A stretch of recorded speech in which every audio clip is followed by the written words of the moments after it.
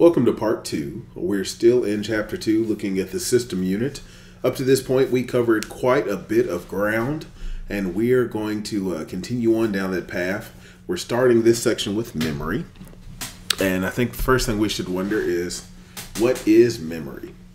Well, memory is storage that is on a computer chip located inside the system unit. Okay, now this is really storage refers to long-term storage, stuff that you keep for a longer period of time.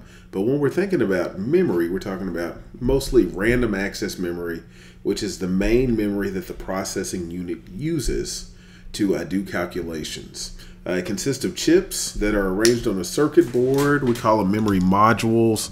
A lot of times we call them memory sticks. They're also referred by different acronyms: DIMMs, DDRs, SDDDRs. We'll see that stuff in a little bit. And what this does is this stores the essential part of the operating system and programs that are currently being used. Now, while we take a look at them, let's think about what that means. Why do we need storage specifically for the operating system and the programs that we're using, other than the storage that it's stored on anyway, the hard disk drive? Well, these memory sticks, the RAM, this random access memory, is so much faster than your hard drive that it allows your computer to work in real time, to go very quickly. So here you can see the two types of memory: the DIMM, D-I-M-M, and the SO, D-I-M-M. And that those acronyms is something I'm gonna leave for you to look up in the chapter. So understand what those acronyms are. Know that these pieces of memory are kind of the high-speed memory that your computer uses to operate with. And it's called RAM, which stands for Random Access Memory. Okay, so a couple things about the RAM. It is volatile. It's different than ROM, which is read-only memory. We measure it in bytes like we do everything else. And the amount installed depends on the CPU and the operating system. Okay, and most personal computers use SDRAM. And then there's some other acronyms: MRAM, PRAM, all that stuff. And I'll leave you to look into the book to understand that. Now, the way to think of memory, this RAM that you use, is think about mailboxes, okay? And what the processor does is it likes to store different pieces of data in these different mailboxes. So each location in memory has an address. It holds about 1 byte, obviously. Some can hold more than one. And it maintains a directory of everything that you are trying to accomplish. Okay? A little bit more about memory is it has registers. And I think we'll talk about registers in a second. A register is kind of the smallest block of unit that the processor has, and this is built into the CPU. It's where we store data. That's what these registers are. And it's just those little blocks, those small little blocks, is where you can store some data, pull some data out. All right. And then it's the fastest type of memory. And that's why we use this instead of doing this stuff on the hard drive. In comparison, there's read-only memory. We've mentioned it 2 or 3 times now. And read-only memory is something that doesn't disappear when you turn off the computer. So the RAM chips, this high-speed memory, is volatile. Now, what volatile means is when you turn off the machine, all the data that was in those chips disappears. Now, the ROM is non-volatile, which means the data that's in those chips stays around.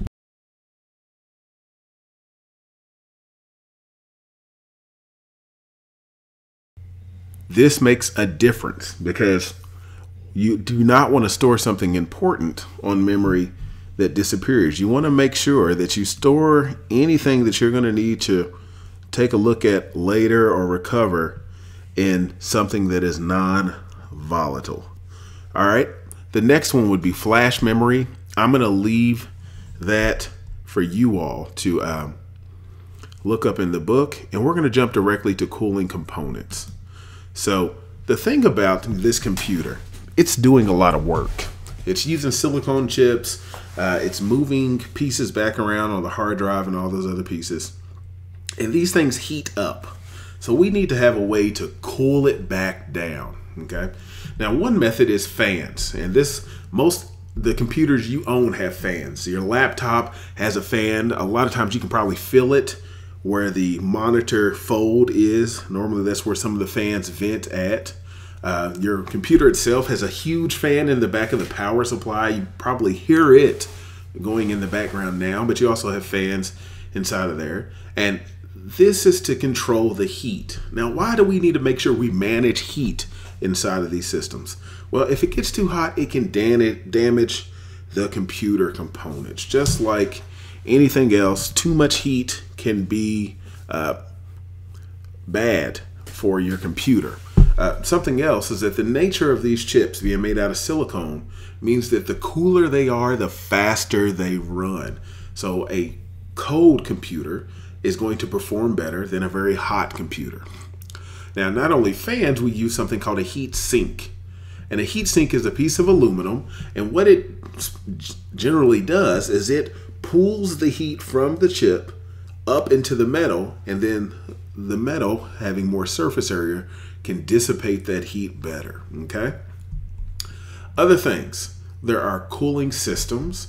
Now these are things that range from air cool to liquid cool, and it means that the machine literally has liquid running through it that is cooling those heat sinks.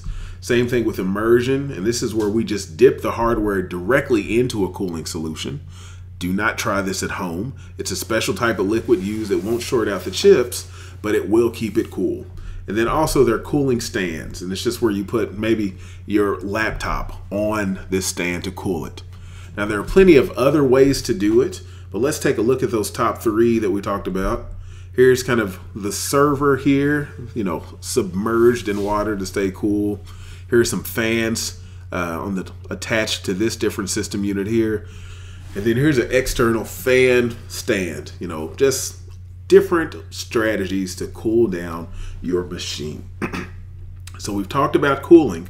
Now let's talk about adding some stuff to it, making this machine better today than it was yesterday. Well, we call that expansion. And there are a couple different ways that we can expand our machine. Now, most of it involves slots, cards, or express modules. And the express modules aren't as popular today as they were a while ago. We'll start with an expansion slot. On the motherboard, there are little slots. We looked at them a while ago. Give me a second to pull that slide up so you can take a look. So right here on the motherboard, we have these different slots. And in these slots, we can plug in expansion cards. And this is an expansion card. And a card, in essence, is another chip with a circuit board. And we can plug it directly into the system unit. And it can give us more functionality. It can add features to the machine that we didn't have before. So that's what those expansion slots are. Okay. After that, we have express cards modules. And these are more encapsulated, and they plug into laptops and kind of notebook computers.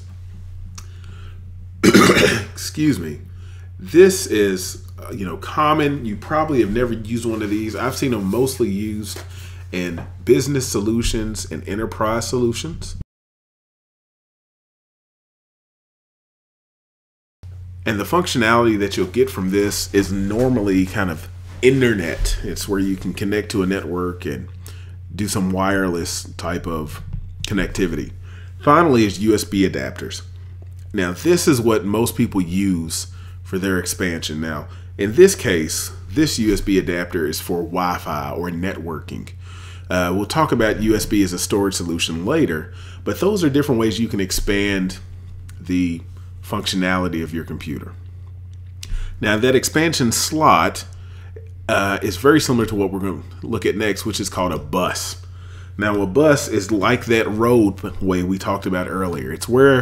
It's a path where different components of the computer can communicate with each other. It's etched into the board, okay? So there's a regular bus, we have expansion buses, and these are connected to those slots that connect peripherals to different devices. We have memory buses. This is how the CPU actually sends things back and forth to the RAM. And the CPU itself has something called a front side bus, which connects the CPU to the rest of the bus architecture. So, you know, buses are not just the bus that you catch on campus to get to class, but it's a different way to get data back and forth and to transport data in the system unit. We got a few more types of buses. I'm going to go through these very quickly. We've got PCI and PCI Express. These are used in the expansion slots. And PCI Express is very, very fast. We also have the USB, and this has gotten very, very fast as well. It used to be that USB was slow, but now it's up in the 10 gigabytes per second range. And the thing that's unique to USB is it allows you to connect up to 127 different devices into a port. So the only reason it's 127 is the first device is the one, and then you can add 127 more. And of course, 128, which is up here, is a multiple of 2, and it's a binary. So you can, these numbers are not just random, they're all derivative from the nature of the computer, which is being a binary machine. And then the last kind of expansion bus that we've got out there, well, not the last, but the last one we're going to discuss is a FireWire bus. And this is like USB as well, except it's very Apple specific. So that was developed by Apple to do multimedia devices. In the future, that one is beginning to disappear. Apple has moved away from FireWire and moved in the direction of USB-C, which is very, very fast. And also Thunderbolt, which is not on here, is another type of bus that we're seeing in the future. So now that we've looked at these buses, let's talk about the ports which drive them. So what is a port? A port is a portion of the machine where you can plug something into it. It's a connector. Typical ones on a desktop are power connectors, FireWire, VGA, network, USB, so on. There are infrared ports and Bluetooth ports, eSATA, which is for hard drives. We're going to talk about that in a later chapter. Thunderbolt, which we just discussed. And most of these ports are plug and play, which means you can have the computer on, plug this thing on, and plug this thing up and keep going. To take a look at the back of a machine, this is a machine similar to what we have in our labs at Western Kentucky University. You see we've got a bunch of little holes in the back. These are our ports. We've got 3 small ones, that's audio. We've got this blue one, which is VGA, that's for monitor. HDMI, everyone's familiar with that because of their television. We've got USB and then a network back here. And here is a zoomed in view of what they look like. The monitor, the USB, another monitor, HDMI, network, and an audio port. To go a little deeper, we can see that portable computers also have these ports, just not as many. Mobile devices sometimes have them. Android devices have more than Apple devices. I know with Android machines, you could have a USB port, HDMI, even a memory card slot. And some of these memory card slots can even use secure digital flash cards. We didn't talk about flash cards, but they are in the chapter. You do need to know about them. Other versions are mini SD and micro SD. And one thing to talk about this, the capability from these ports for most smartphones is either available as a port or available as an adapter to the single port that's on the phone. So there are a lot of expansion opportunities with your smartphone, but it may be an extra layer you have to go through with some smartphones versus the others, looking at you iPhones. So let's look at it as it pertains to laptops and tablets. You can see here, this is a Windows tablet or a Windows tablet crossover. And here is a Windows notebook. And I think this is probably the same thing, a dockable one. And here you can see these different ports again, how they always align the edge of the machine. Now, something that's pretty interesting is with a lot of tablets nowadays, the actual tablet itself docks into a keyboard. But this isn't normally just a keyboard. The tablet dock, it helps with productivity, and some are just the same, but there's keyboards, and some include other ports. Some include a bigger hard drive for more storage. Some even contain a battery. So these docks are really impressive because they can extend the life of your tablet and also allow you to have more complex computing than you would normally get just from a standard tablet that does not have kind of this docking capability. So let's catch our breath. We've been going very quickly, and take a moment to look back at the CPU. And again, the CPU is where the magic happens with your computer. So the CPU is the central processing unit, and it is not one piece, but again, it is a collection of smaller circuits that go together. Everything is based on a transistor, and a transistor is that one little switch that goes from on and off. In the ENIAC and UNIAC that we looked at, it was a vacuum tube, and it looked like a light bulb. It would light up if it was on, and it would be off if it was off. Next, they turned into little metal transistors, and these things looked a little bit like a paperclip with 4 dimes on the end, and they serve the same purpose of allowing you to store either an on or an off. And the more transistors you had, the more bits you could calculate, and the more bits you could calculate, the more computing you could do.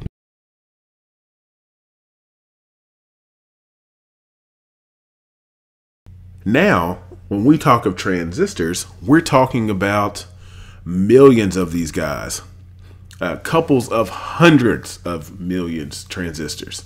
And there is a concept that people talk about in computers, which is based on a business person in the 70s. Gordon Moore, who worked in the computer industry in 1965, here's what he predicted: that the number of transistors per square inch on a chip would double every 2 years. Okay, and people in the industry call this Moore's Law. So every 2 years, the computer you have should be twice as fast than it was when you got it.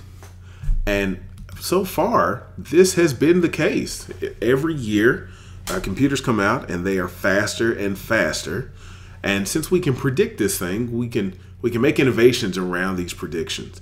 As we go further into the course, we'll talk about how Moore's Law is relevant to the future of computing, and we might look at that again at the end of this lecture. So how does this CPU work? We know it has transistors, but what are those components? What do those transistors make up? Well, they make up a couple different chips on the CPU. The arithmetic logic unit, and this is what does the math. This is how we do arithmetic with integers and operations. We have the floating point unit. In computers, a decimal point is something that is not really that clear. So there's a chip that does that just by itself. And then we also have a unit that controls things moving around. It coordinates what's happening in each core. And then we have a prefetch unit. And what this does is, instead of doing one instruction, finishing it up, and then grabbing another one, imagine you have a helper that's giving you what you need next so you can quickly move from one thing to the next. I think of it as a good metaphor for this is when you're typing something. You can read it and type it yourself, but sometimes it's easier to have someone say aloud what you need to type. That way you can focus on getting the letters and everything into the keyboard instead of trying to do 2 things at once. And that's what the prefetch unit does. All right, moving on, we also have a decode unit, and this translates the instructions that the prefetch unit gives and puts them into terms that the ALU and the FPU can use. ALU, arithmetic logic unit; FPU, floating point unit. In there we have registers. Of course, we have to have registers. That's where data is stored. We have internal cache memory, and the memory is made up of registers, of course. And this stores data. And then we have a bus to connect all this to the rest of the computer. So that's a lot. Maybe if we put it in a picture, that will help us kind of visualize this. So there you go. We've got the control unit. We've got the prefetch unit here. We've got the ALU and the FPU up here. Here are the registers that hold the result. We've got some internal memory and some decoding. And then input comes in and output goes out. And that's it for the CPU. So now we know how the CPU works. Let's take another look at how we calculate its speed. And it starts with the system clock. Now, in a traditional watch, the way we keep time is not that we just automatically know what a second is, but we count time based on how quickly a little small crystal called a quartz vibrates. Well, the system clock is a clock. It's keeping time. And of course, it has a little vibrating crystal on the motherboard that vibrates at a certain speed per second. Well, we know that if we know how fast this thing vibrates, we can time the machine based on its vibrations. And that timing mechanism synchronizes the computer's operations. And then on a regular basis, depending on how fast it's tuned, it will send out signals. And each signal is a cycle or a command. And the number of those cycles in a second is called a hertz. So if our computer is 800 hertz, it'll send 800 instructions in a second. If it's 8,000 hertz, we'll call it, if it's 8 million hertz, we'll call it 8 megahertz or 800 megahertz. And right now we're in gigahertz. So think about how fast this thing is really going. Okay. Now that is, really what you're buying the computer on. The numbers that we make decisions on are these hertz numbers. It's how fast this computer, ticks, how fast it can go. So a CPU with a clock speed of 2 gigahertz means the CPU clock ticks 10 times during each system clock tick. And the way to think about that is that computers run faster than the system can run. That little crystal really could not vibrate 2 billion times in there. It would shatter. But the CPU can run more than once for each time that thing vibrates. So those ticks add up, and that's how we get the speed. And then for the rest of this, I want you to read a little. As I'm explaining it to you, I want to make sure that you are backing this up with the reading. The clock is based on a quartz crystal that vibrates, and then it vibrates up to a certain amount, and then the computer can run so many times in between every vibration, and that multiple together gives us the system clock speed. Okay? All right. So here is the cycle that it goes through for these ticks. This is the machine cycle. If we look at it, we start off by either fetching information, decoding it, executing it, storing it, and then fetching some more. And, if it's a 2 gigahertz machine, it's doing this 2 billion times in a second. Now, I'd like to jump into some future trends.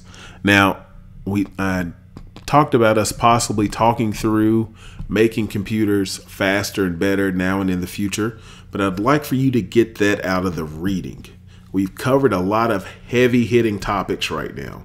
And what I want to do is jump into some future trends so we can look at where we're headed and then give you some time to reflect on this different stuff.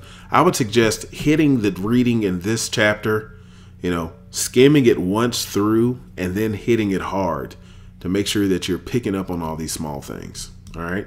So here's some future trends, some things we can expect. Well, computers, since their invention, have always gotten smaller. So we're already at a micro level. So the thing that's next would be kind of nanotechnology. And this is creating computers even smaller than they are now. And the way we would do that is we can't just use silicone, but we need to use carbon nanotubes. The sensors and filters that we use today, we need to take those to a nano level. And even the applications may be built at atomic level. So we're going to make things so much smaller. Something else that we can expect is doing quantum computing. And this is using quantum physics and actually making that transistor down to the size of 1 atom or 2 atoms.